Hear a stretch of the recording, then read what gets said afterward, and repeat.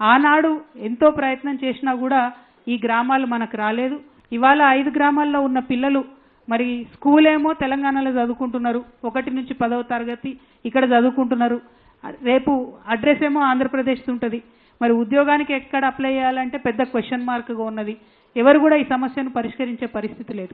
ఆంధ్రప్రదేశ్ ప్రభుత్వం ఆరోగ్యశ్రీ కావాలంటే వాళ్ళు గుంటూరు హాస్పిటల్ పోవాలి తప్పితే వాళ్ళకి ఇంకో మార్గం లేదు. మరి 5 గ్రామాల ప్రజలు వచ్చి భద్రాచలంలోనో కొత్తగూడెంలోనో వైద్యం తీసుకుంటే తెలంగాణ ఆరోగ్యశ్రీ వాళ్ళకి వర్తించే పరిస్థితి లేదు. ఒక్క అంబులెన్స్ రావాలి అంటే 80 కిలోమీటర్ల దూరం కూనవరం నుంచి మరి ఇక్కడికి వచ్చేటటువంటి పరిస్థితి ఉంది తప్పితే వాళ్ళకు డైరెక్ట్గా తెలంగాణ అంబులెన్స్ కూడా అందేటటువంటి పరిస్థితి లేదు.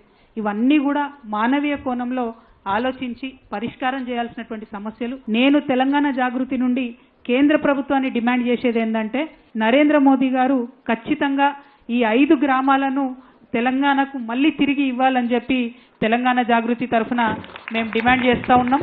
ఎందుకంటే 10 ఏళ్లలో ఎంత ప్రయత్నం చేసినా ఈ సమస్యలు పరిష్కారం కాలేదు. కాబట్టి ఈ సమస్య శాశ్వత పరిష్కారం కావాలంటే పురుషోత్తపట్టణం, గుండాల, ఎటపాక, కన్నాయిగూడెం, పిచ్చుకలపాడు ఈ 5 గ్రామాలు మళ్ళా తెలంగాణకి ఇవ్వాలని చెప్పి నేను కేంద్ర ప్రభుత్వాన్ని డిమాండ్ చేస్తూ ఉన్నాను.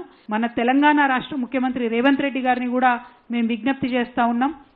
ఈ 5 గ్రామాల ప్రజలు చాలా ఇబ్బంది పడుతున్నారు. కాబట్టి తెలంగాణ రాష్ట్ర ముఖ్యమంత్రిగా మీరు ఈ 5 గ్రామాలను వెనక్కి తీసుకొచ్చే విధంగా కేంద్ర ప్రభుత్వం మీద ఒత్తిడి తీసుకురావాలని చెప్పి నేను ముఖ్యమంత్రి గారిని డిమాండ్ చేస్తూ ఉన్నాను.